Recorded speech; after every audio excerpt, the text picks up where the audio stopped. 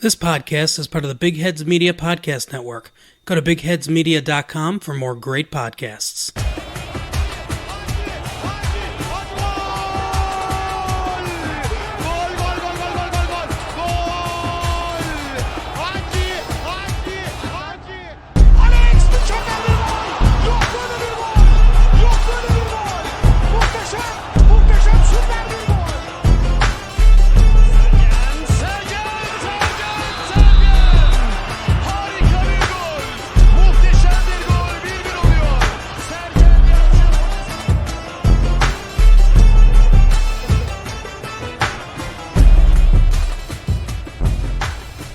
Hello everyone and welcome back to a long-anticipated football a la Turca. This will be a catch-all episode in which we will reflect on this past 2019-2020 season, which of course will go down in history as the Corona season, obviously due to the outbreak of the coronavirus a little over 6 months ago, I think now. Which also, of course, definitely had its effect on the season and the end results of it. We will be discussing the results quickly of matchday 33 and matchday 34, as we did not do an episode last week due to simply not being able to align our schedules. And then, of course, we will be reflecting on the reigning champion, the newly crowned champion, the first time in their history, Istanbul Başakşehir, the Turkish league champion in the Super League. So that brings the total of Turkish champions from the start of the 1959 counter to 5 now, if I'm not mistaken. No, six champions. So obviously Fenerbahçe the first champions, Beşiktaş, Galatasaray, Trabzonspor, Bursaspor in 2010, and now in 2020 we have Istanbul Başakşehir as the new champions of Turkey. They will go directly to the Champions League in the group stages, and we'll see who goes to the playoffs for the Champions League. But before we delve into all of that, let's quickly run down the results for matchday 33. Jakub, please take it away. So matchday 33, Galatasaray 3-1 against Göztepe, Gaziantep and Kasımpaşa draw 2-2. Kayserispor 3-0 against Malatyaspor, Trabzonspor 3-4 against Konyaspor, Ankaragücü losing at home 1-0 against Antalyaspor, Sivasspor winning at home 2-0 against Gençlerbirliği, Beşiktaş winning at home 2-0 against Fenerbahçe, Başakşehir winning at home 1-0 against Kayserispor, and Alanyaspor ending the week with 1-0 with a 1-0 win against Denizlispor. All right, and can you also please quickly run down the results for matchday 34, please? Yes, of course. So the week started with Antalyaspor hosting Galatasaray at home with a 2-2 draw. Göztepe 3-1 at home against Sivasspor. Gençlerbirliği losing 3-0 at home against Beşiktaş. Denizlispor losing at home 1-0 against Ankaragücü. Konyaspor losing at home 2-3 against Alanyaspor. Konyaspor, losing 2-3 against Alanyaspor. Kayserispor losing 1-2 at home against Trabzonspor. Yeni Malatyaspor losing 1-0 against Gaziantep Futbol Kulübü. Fenerbahçe winning at home 3-1 against Kayserispor, and Kasımpaşa winning at home 3-2 against Başakşehir to end the season. Yeah, and that brings the final standings of the season to the following. At the top, of course, the champions of the 2019-2020 season, as we already talked about, are Midipol Istanbul Başakşehir Futbol Kulübü. Congratulations to Istanbul Başakşehir. Hopefully they will represent Turkey well in the upcoming Champions League. But we'll have to wait and see if the Champions League actually happens, because of course we're heading into a second wave of Corona right now, so we'll have to see how all of that develops. But as it stands right now, Başakşehir will be representing Turkey in the Champions League. The other team that will be playing for the qualifiers of the Champions League right now, as it currently stands, will be Beşiktaş, who are in third position. Obviously, we will learn more about that situation this week as Trabzonspor's appeal to CAS will be addressed. So Trabzonspor, who received a European ban earlier this season would normally go to the Champions League playoffs.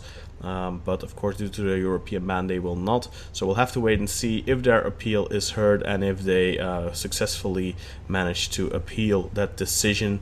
If they do, then of course Trabzonspor will be going to the Champions League playoffs. But as it currently stands, that will be Beşiktaş, who finished in 3rd position, over Sivasspor, who finished in 4th position. I don't think anyone would have thought that a couple of weeks ago, that Beşiktaş would manage to end above Sivasspor, especially given their head-to-head. Then in 5th position we have Aytemiz Alanyaspor. In 6th position Galatasaray.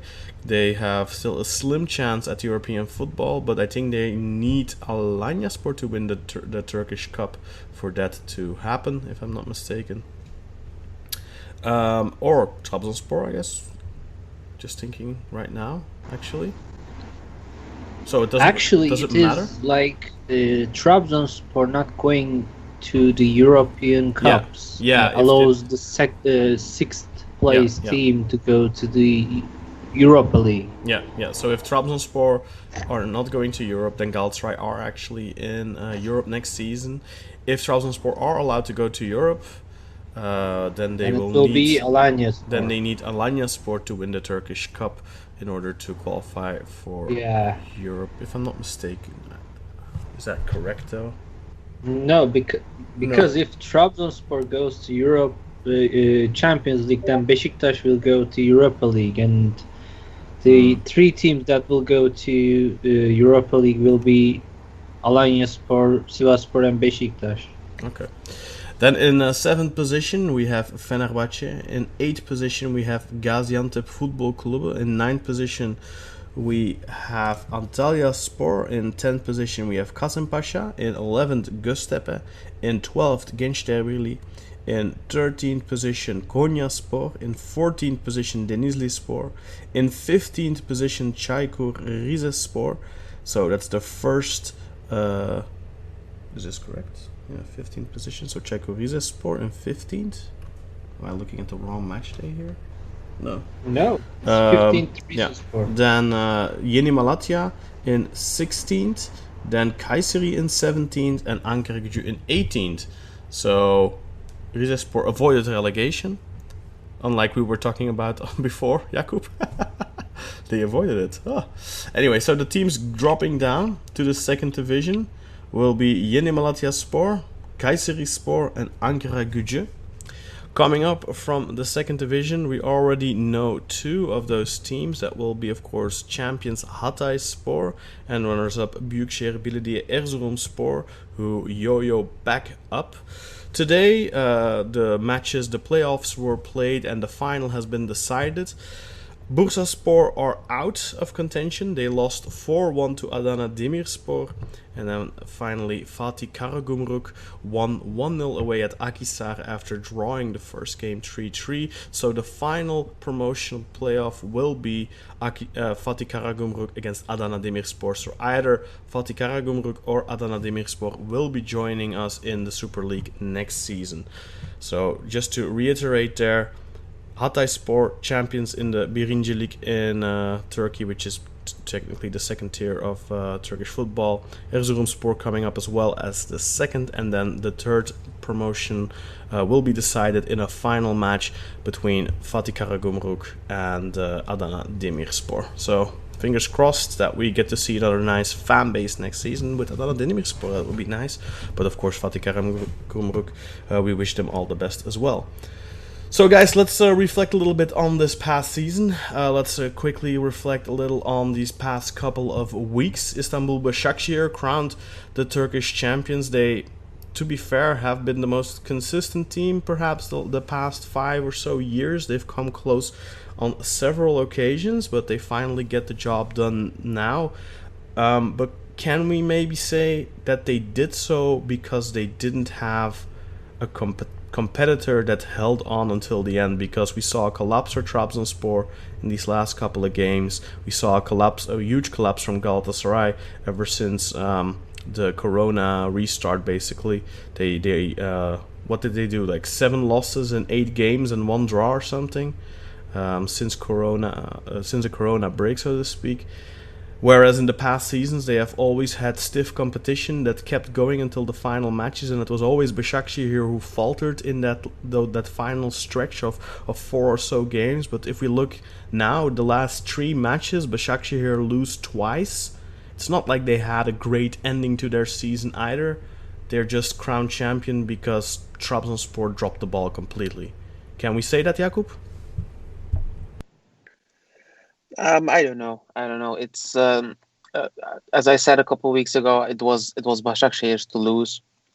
They were pretty much constantly the most consistent team in the league, attacking wise, defending wise, and they just kept their head straight on. The team never had like big issues with anything at all, and they just kept their head straight. Okan Buruk did a great job having the players motivated and keeping their eyes on the goal, and they definitely benefited from the traditional big four being pretty bad outside of Trabzonspor, and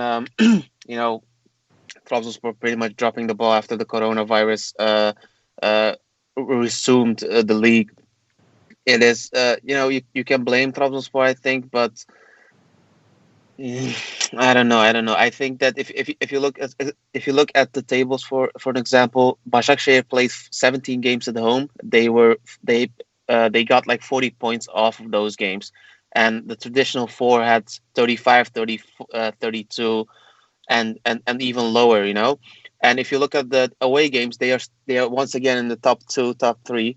So they are just consistent at home, consistent away. They deserved it pretty much all year long, and Trabzonspor collapsing made it just that much easier for them.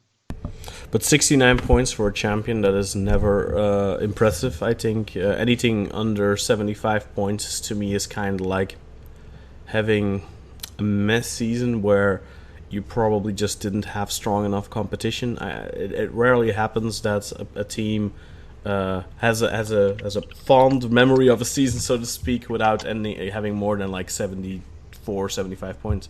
And 69, just I can't remember a champion with 69 points except for maybe Galatasaray in 2012 or something, or 2013. What was it? Well, Galatasaray last year won the league with 69 points again. So, okay. I think that if you look at the current standings of the league, I think this year was a pretty great season because it's really close to each other.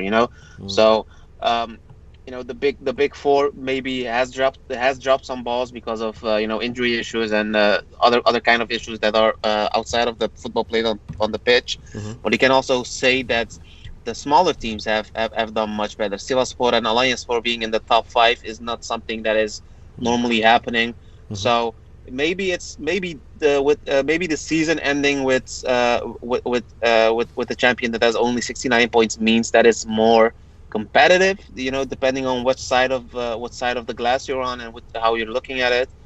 But I agree that when there's a team that has more than like 80 points. That it seems much more fun, Yeah, I mean, more fun in the sense maybe for those people that watch that team. I mean, 69 points just feels a little bit like winning a race of blind people and the guy that won has like one eye or something. You know what I mean? Bad description, but I don't know. It feels a little... It's not very glamorous, I'll put it that way. It's not the most impressive title victory. As well, I think with losing 2 of their last 3 matches is kind of like, okay, I think, I mean, to be fair, maybe if Trabzonspor hadn't dropped the ball like 2 weeks ago or something, and the pressure was on today, they might have won the match easily. You don't know how that goes, of course. That's football, and they already were the champions going into the match, so that also factors in. We shouldn't underestimate that, of course. I think the same thing happened with Galatasaray last season, I think, where the last match they just didn't have any pressure anymore to win, so then you automatically see that a lot of players just let go a little bit of all the pressure, and it has a deflating effect, and then there's like a lesser performance on that final match day, and that might give a little bit of a wrong view. But still, though, I think Trabzonspor, I'm a little disappointed in their final stretch, but definitely Corona played a factor, and we talked about that a couple of months ago, where Başakşehir, that we all kind of thought that Başakşehir had the advantage going into the restart, so to speak, because they're used of playing before in front of no people, basically, whereas for Galatasaray, for Trabzonspor, for Beşiktaş, for Fenerbahçe, for those clubs, it's very important to have their home fans there. That's what gives them an edge over the competition, and that definitely came in play. I think maybe it is a little bit poetic justice that Başakşehir wins the season that ends with no fans in the stands. Any thoughts on that, guys? I mean, with the current climate, it's probably the sensible thing to do, but I don't really think that if there wasn't the coronavirus thing going around, that we would see much more fans, because it all seems just fake to me when there are people just on Twitter celebrating the wins, celebrating the championship. It just seems like they are doing that to push the buttons of Trabzonspor fans and whatever other fans there are. Yeah. So I don't really think they have quite real fans. Yeah, and they retired the number 12 jersey today in honor of Turkish President Recep Tayyip Erdogan as well. So they're definitely gonna score some points there. Başakşehir, the champions of Turkey. Congratulations once again. Let's talk a little bit about the faltering of Sivasspor maybe then, because they've had a great season.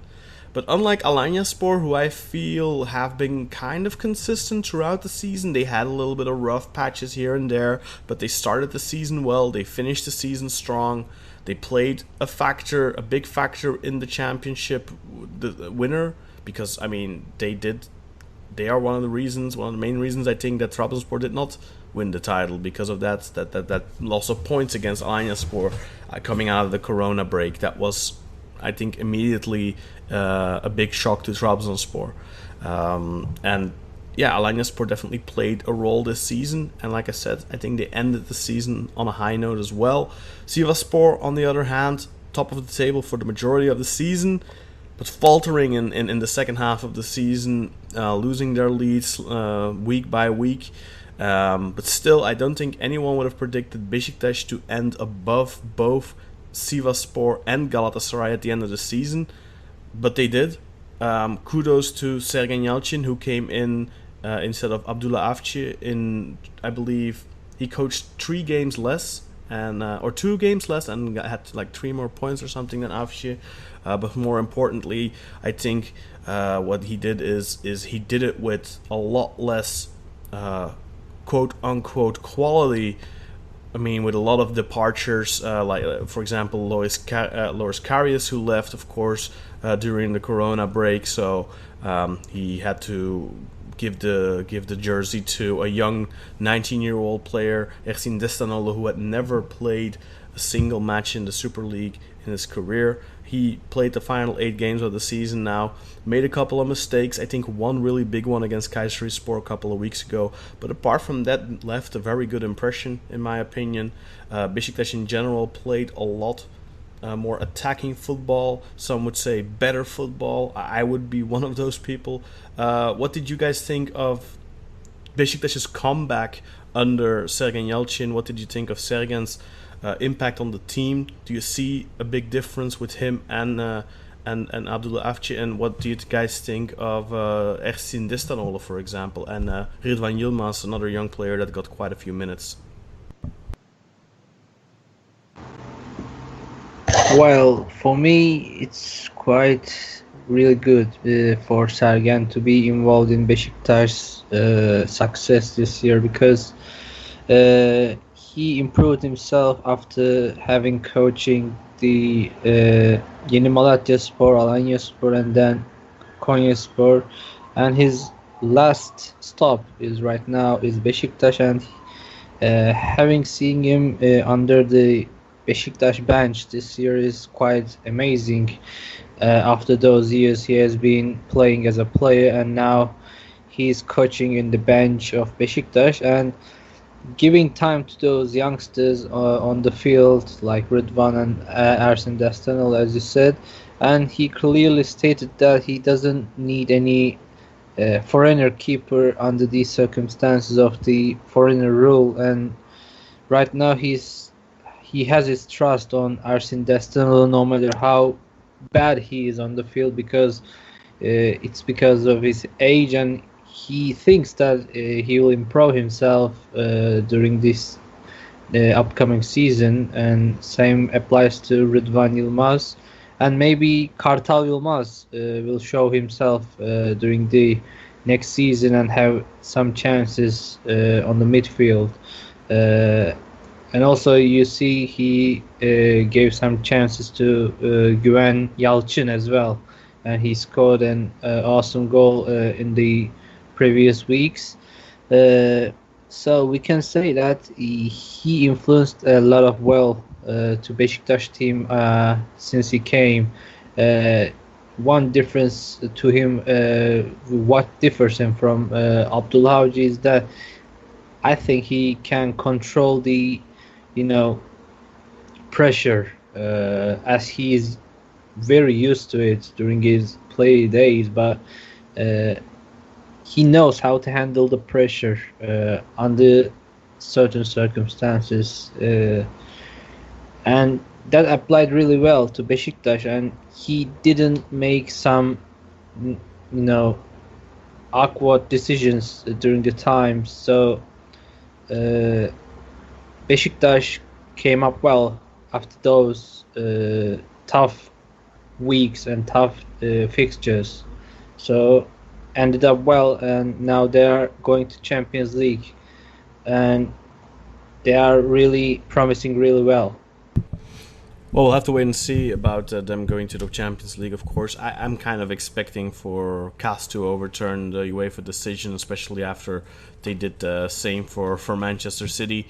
I think Trabzonspor's infractions are probably a lot less heavy than Manchester City, but we will find out this week what happens to Trabzonspor, whether they can go to Europe or not. Hopefully they can, in my opinion. I think it's if we look at the teams that are currently qualified for Europe, I think having Trabzonspor in Europe next season would definitely benefit Turkish football and the coefficients. As a Beşiktaş fan, of course, I do hope Beşiktaş get that Champions League ticket because they need the money desperately. But the question is, can Beşiktaş in the current condition, without a lot of a budget, truly compete for a Champions League spot? The teams they will be facing will probably be the likes of teams like Dynamo Kiev, Benfica, teams like that. If they manage to get to that to the playoffs, that is. So it might not even be that easy to get into the Champions League. But obviously, if Beşiktaş would manage to do that, that's another 20-25 million euros or something in their pockets, which could, I think any club in Turkey right now desperately needs that type of cash. So selfishly, from a Beşiktaş fan point of view, I hope of course that Trabzon will get that ban, so Beşiktaş have a chance at Champions League football. But as a Turkish football fan in general, I do hope Trabzonspor that their ban is lifted, because they are one of the strongest teams that Turkey have at the moment.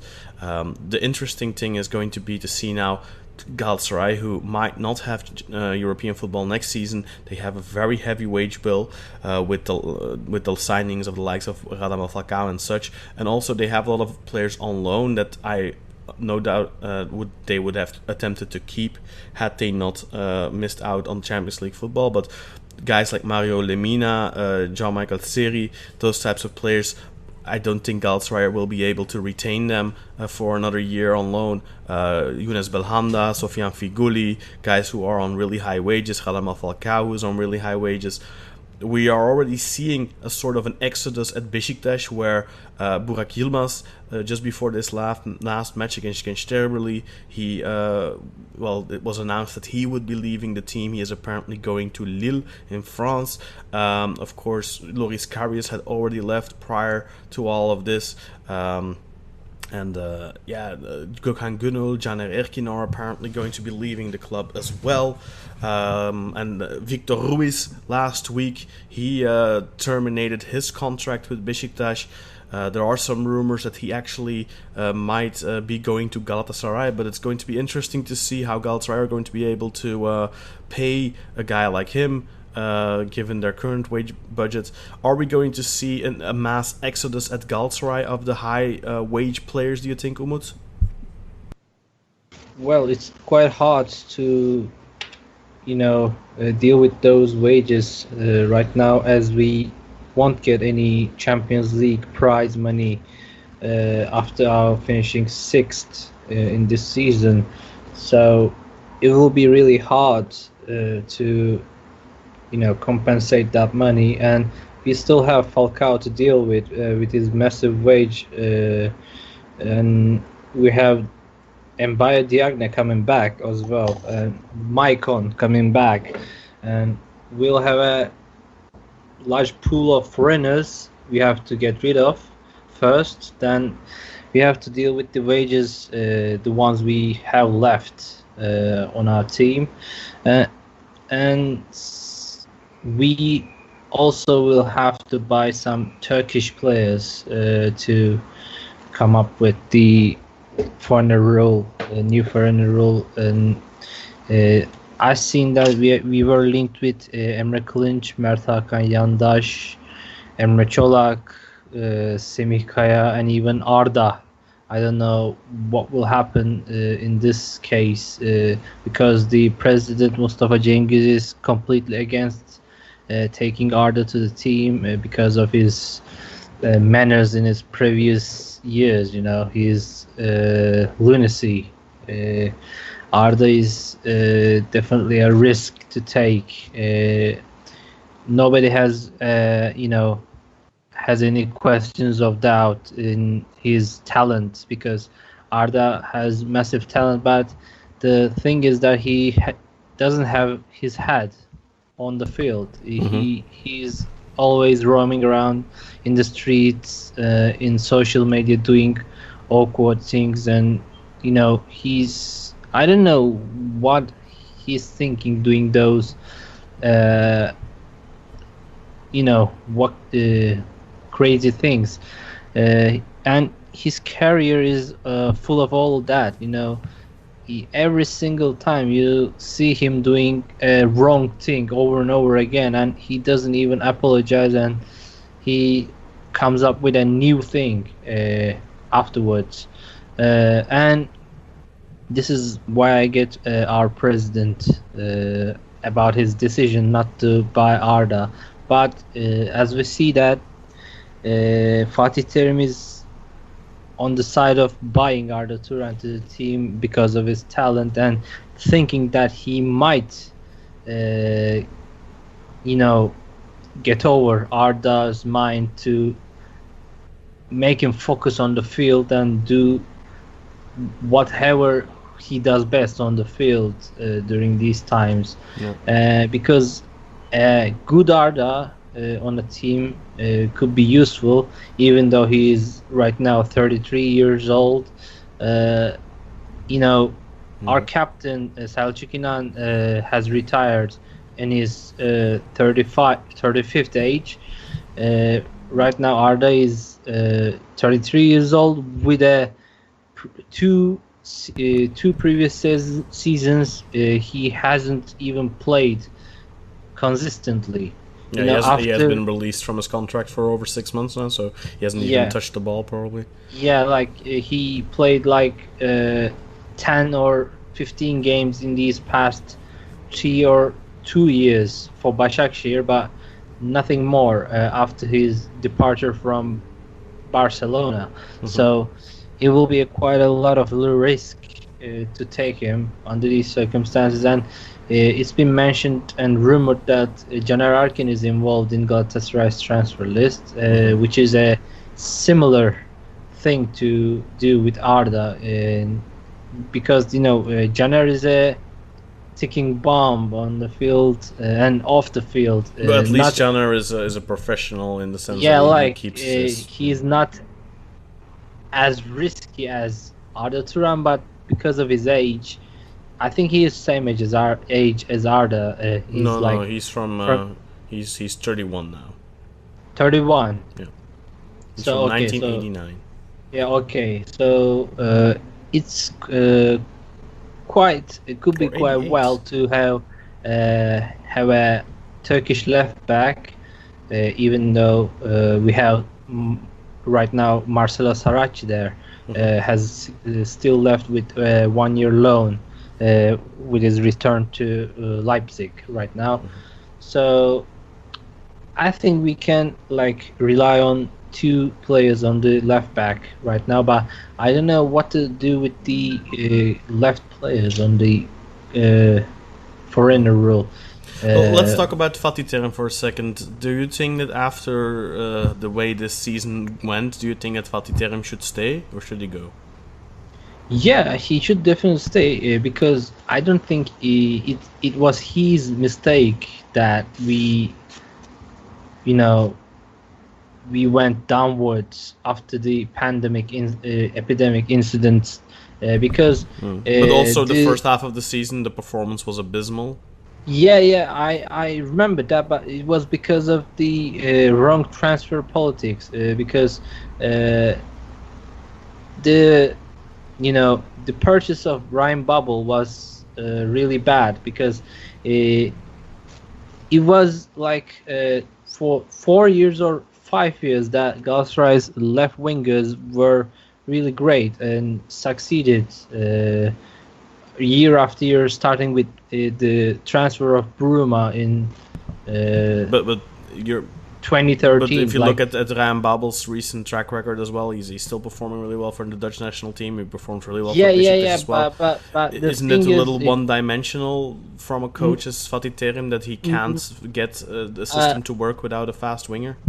Yeah, but the thing is that his teammates on the other teams are how energetic and fast pacey wingers. Like in the Dutch national team, you can see Memphis Depay and Luciano Narsing, Bergwijn, kind of players helping him out on the field, and he has a great passer like Wijnaldum, and I don't know, there are so many players he can play and pass it and go forward with, but in a team like Galatasaray, it's really static. You can't make Falcao run for the overlaps during the game for multiple times. He's not kind of a player like Burak is. He's more like a pivot. He's static and he makes off the ball runs inside the penalty area, inside the box. If you carry the ball down there, but if you want to counter-attack and respond to those attacks with a fast break, you need a fast-paced winger, and Galatasaray didn't have it until the half of the season, and the time when we changed our formation according to Onyekuru and give Babel to Ajax, the things changed and we started to make fast-paced attacks afterwards, and we could rely on the fast breaks and counter-attacks much more because early our only fast player was Ömer Bayram, and he's not fast at all. We only relied on him and Emre Mor, and Emre Mor is not a player to rely on as well. So, would your opinion differentiate at all at Galatasaray not gotten a historical win for the first time in this century away at Fenerbahçe in Kadıköy? Is that something that maybe kind of softens the blow a bit to the abysmal ending of the season? It was that game was the definition and the pinpoint thing that can show how good Galatasaray performed under Fatih Terim after he changed his formation according to his needs, and because he got wrong players at the start of the season and changed it during the half time transfer period, like he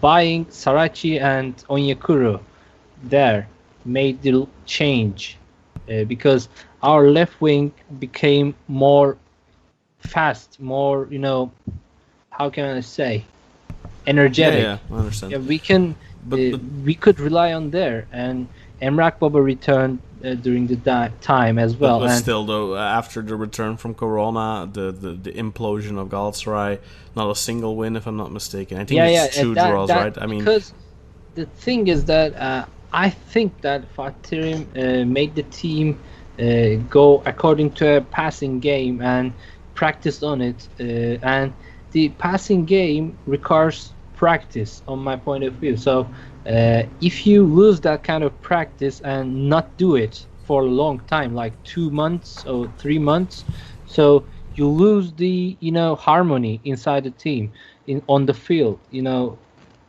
This only works if you practice it much more.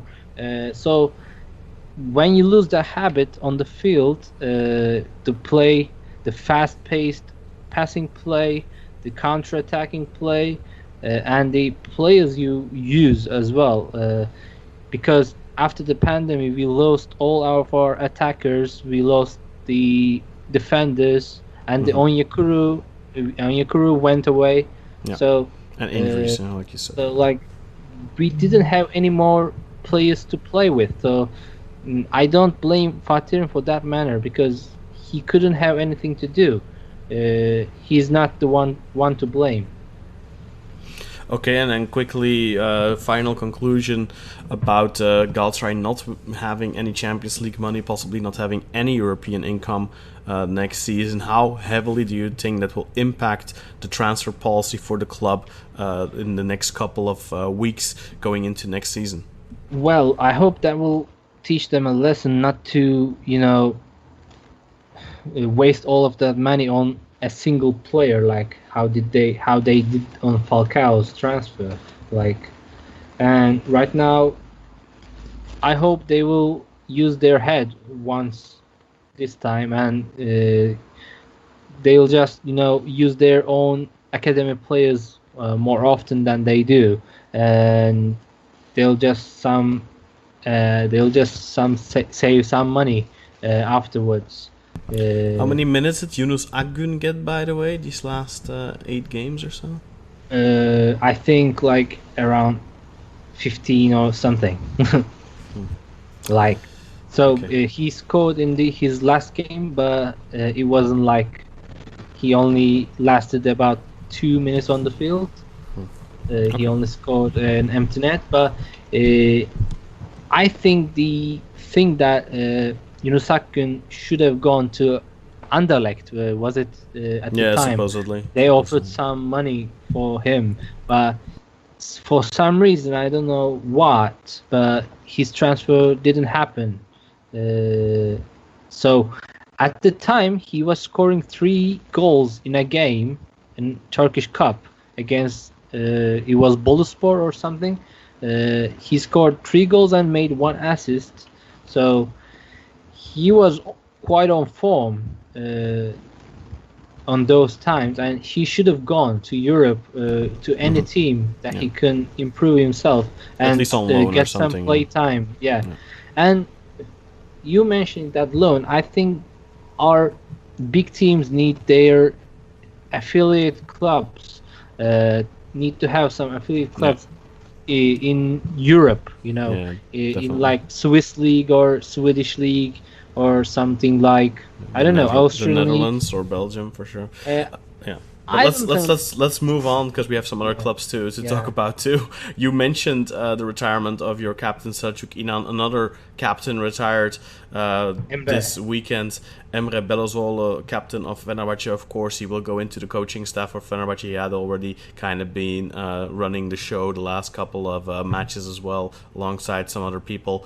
Emre Belözoğlu retiring from Turkish football, aged nearly 40. I don't think he's had his birthday yet. He's from 1980, so he scored and played in what is it, 3 decades or 4 decades even? What is it? 3 or 4 decades.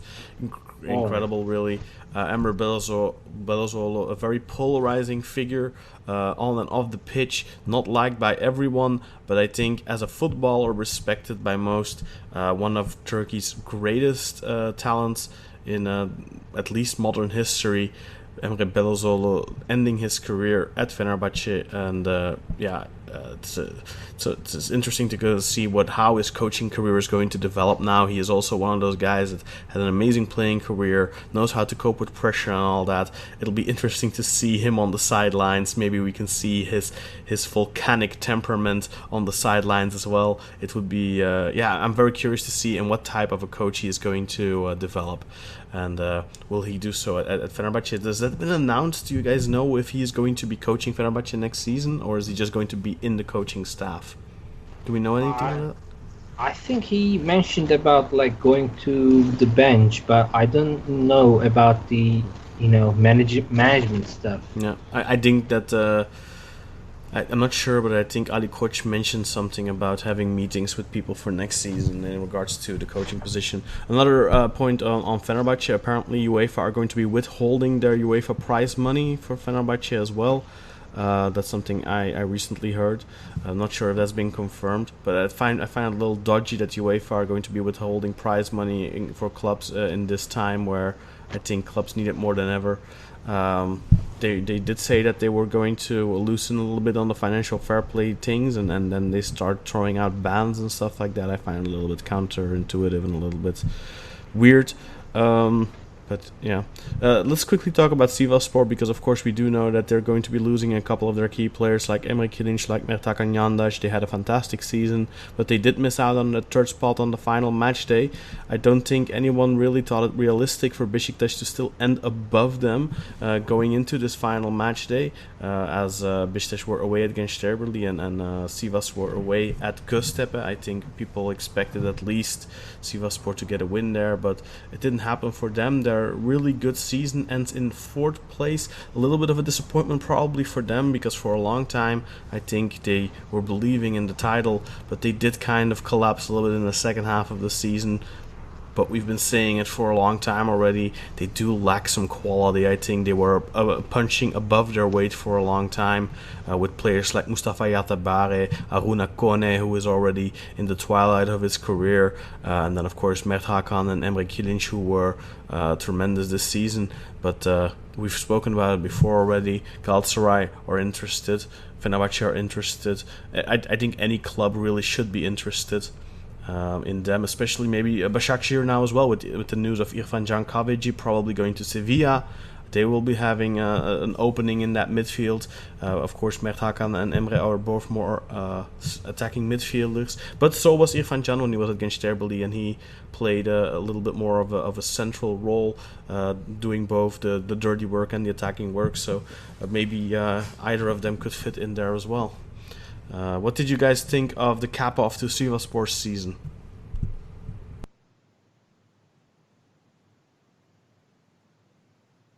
I mean, they started well.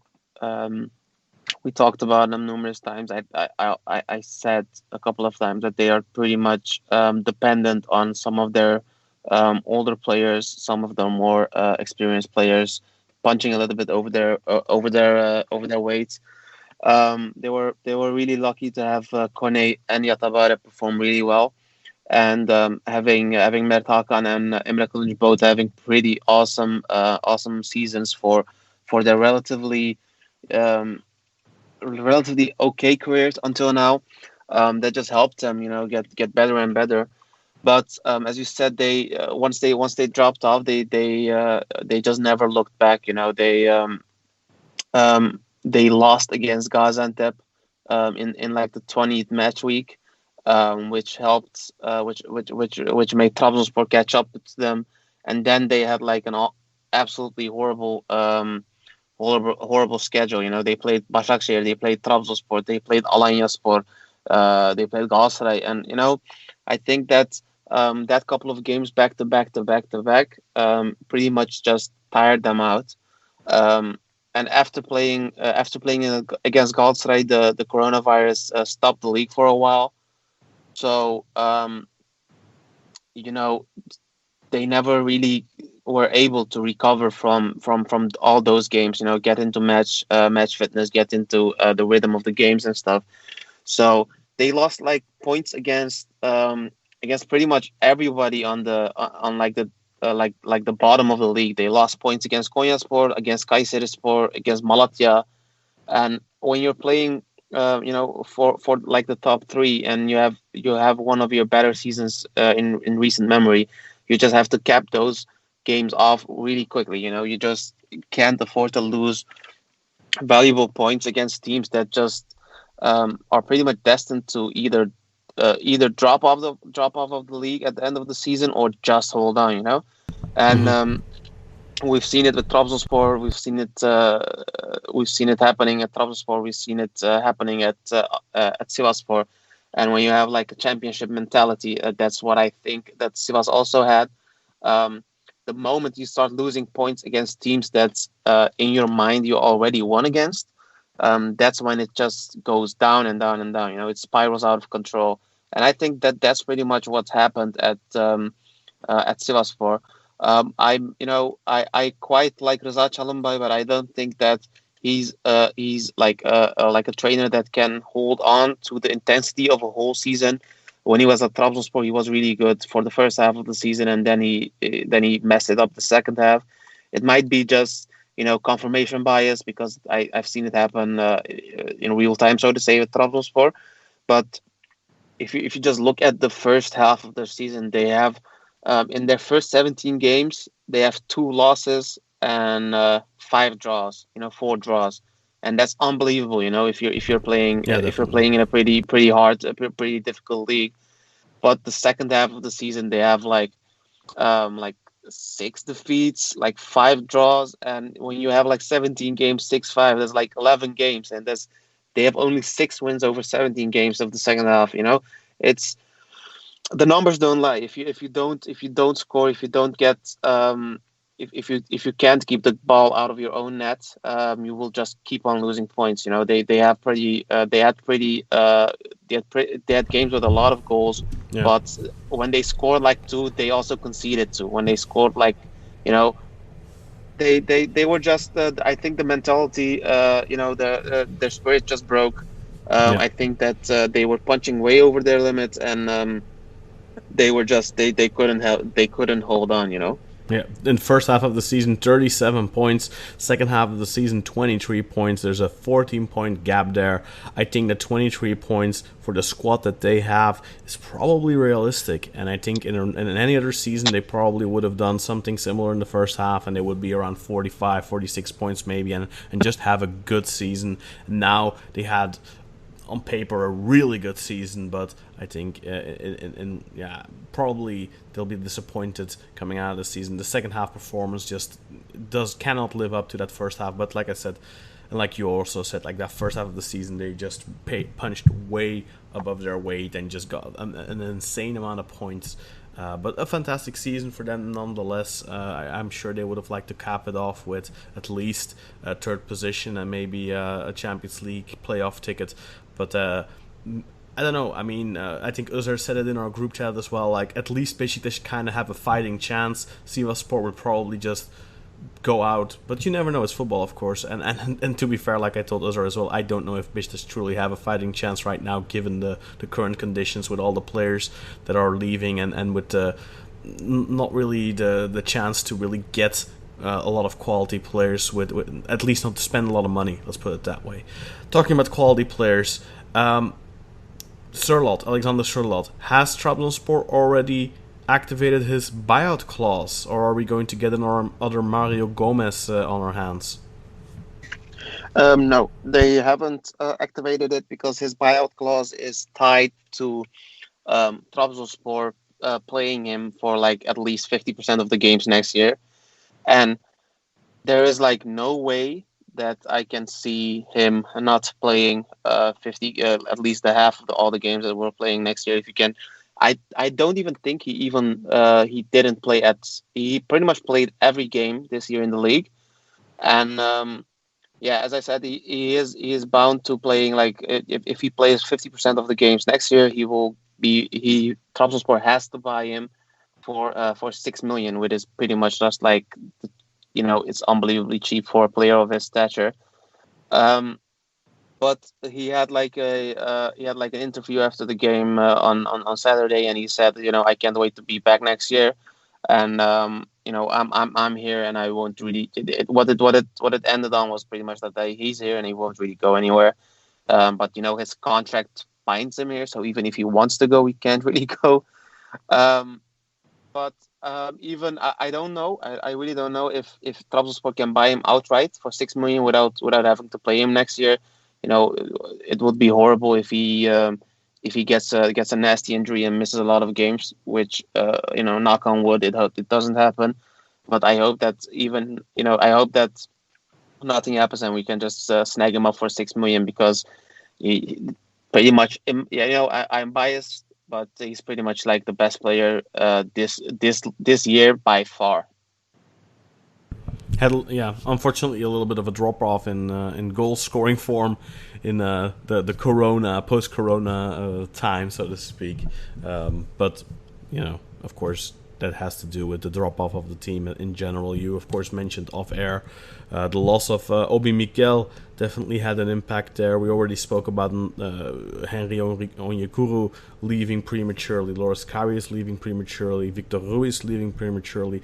A lot of players leaving their clubs before the end of the season, which also might have definitely hurt some clubs, especially Trabzonspor with that departure of Obi Mikel. I have had discussions with Trabzonspor fans who really diminished his role in the team, but you, especially Jakub, you've said like he had a slow start, but he was really becoming more and more important in that team as time progressed, and he was a little bit the glue maybe holding the defense and the attack together in midfield there, and it kind of became an issue after the whole Corona crisis, and maybe that's something that cost him the title. Maybe Unal Karaman's departure, maybe both.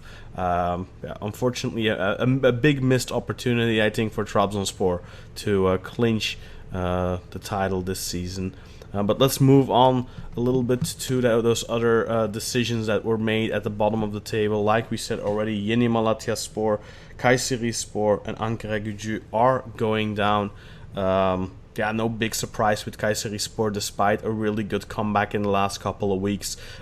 Curious is as well that they all end on the same amount of points, 32, which is definitely not the worst. Usually you always have a team that's like really low, like 15, 16, 17, 18 points. This season we have 3 teams that they for example, Ankaragücü, in my opinion, they had, despite the fact that they had a transfer ban and everything, and everyone thought they were dead in the water, they still had an okay season, I think. The second half of the season, of course, they managed to lift that ban, bring in a bunch of players, but it wasn't enough. They did the same last season and then managed to avoid relegation that way. Didn't work out that way this time. Yeni Malatyaspor, really good first half of the season. Then ended up sacking Sergen Yalçın after not winning a couple of games, and pretty much it's been all downhill since then. They sacked him, I think, right after New Year, after going out of the Turkish Cup, and they barely won a single game since that, and went down. Perhaps a little bit karma there for firing a coach that had done, all in all, a really good job with you in the previous months. Also had an interesting run in Europe, where they narrowly went out against Partizan. In my opinion, still, because they should have always had a penalty, but the referee didn't give it. No VAR in the Europa League qualifiers definitely hurt them. But if you remember, and I'm going to put a feather on my cap right now, I predicted they would relegate this season because of European football fixture congestion. I don't know if that ended up having anything to do with it, but I was right. They relegated. Big losses for the Turkish league, you guys think? Ankaragücü, Kayseri, Malatyaspor. Jakub, what do you think? Is any of those teams like a really big loss for the league? No, I don't know. I don't really generally have a lot of attention to like the bottom of the league, because it kind of seems like the teams that go down, return like either the season after or like 2 seasons after. You know, I am a little bit of a fan of Kayserispor. I really just couldn't tell you the reason why. I don't know why. I know the reason. Which is? Burak hates them. Oh yeah, that could be, and I love Burak, so you know it's easy to hate, you know, it's easy to love Kayserispor. Now I don't know, I don't really have a connection with either of them. I know that you know they some of the fans will be, you know, devastated because you spend like a lot of time trying to get to a certain position. You have, you know, teams like Ankaragücü that have been that have been founded like at least like a century back. One could say that it's, you know, they kind of deserve you know, better than to constantly go up and go down. But you know, that's just the spirit of football. You can't just predict anything. I'm quite happy to have a new couple of teams. You know, I don't did Hatayspor and, you know, play in the Super League like any time in their history? Nope. You know, I like stuff like that. I like it when pretty young teams, no, not to say young, but pretty average teams are able to get to the top of the second division and, you know, join the Super League. I just hope with everything in my heart that they won't go the normal route of, you know, getting some random dude that played like a exhibition match at one like an AC Milan or something and pay him like a buttload of money just so they can, you know, say we got a player. Yeah. And you know, just rumors are that Samet Aybaba will be their coach next season. Okay. For Hatay. The carousel in working. Yeah, there they go once again.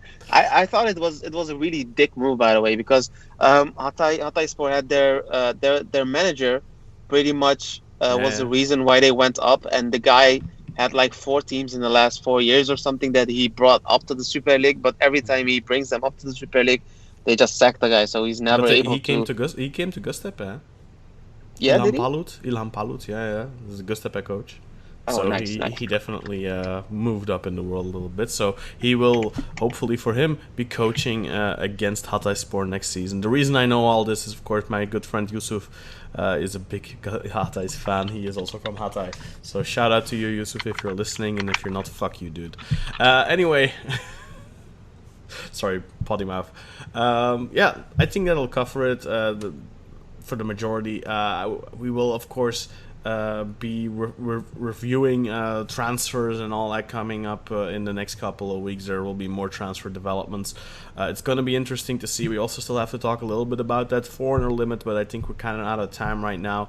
But quick recap on that. The TFF announced that they will be reintroducing a foreign limit for next season. Galatasaray have already stated that they are outright against it. Sergen Yalçın, Beşiktaş's coach last season, also made it very clear that he thinks it's ridiculous, but no official statement from the club there, which Özer was very disappointed about. I think not a lot of positive reactions I've seen on the foreign limit, and of course we can completely understand that. We have already made our feelings clear on that matter multiple times. We've even done a special episode on a potential return of the foreign limit a couple of months ago. I don't know. I in the current economical climate, I can see it have a little bit of an advantage, just because I think now, instead of buying expensive Turks, our clubs are going to be forced to give chances to the youth. And we're already seeing that at Beşiktaş with Ersin and with Ridvan, and maybe with other players in the future. And also maybe instead of going for an Emre Clinch and a Mert Hakan Yandaş and offering them a big fat contract, maybe we're going to get more and more players that are going to be gotten in the second division or the third division. Stuff like that. Lots of things going on there already with the big clubs looking to fishing in that pool. I think a pool that they maybe weren't looking at beforehand. I mean, look at a guy like Emre Clinch, for example. He comes out of that pool. He's not somebody that Sivasspor developed. He is somebody that did come out of the second division, I believe, if I'm not mistaken, and actually worked his way up that way. Maybe we're going to see a little bit more of that. Of course, the negative aspect is always that now Turkish players who don't have the great, generally speaking, don't have the greatest work ethic, are going to be able to be complacent again because they have their guaranteed spots on the teams again. But we've spoken about that a lot in the past. I would refer you to our previous episodes on that. I think this will do it for this episode of Football à la Turca, in which we have reviewed a little bit, looked back a little bit on these last couple of match days, and the crowning achievement for Başakşehir winning the title. Jakub and Umut, I want to thank you two very much.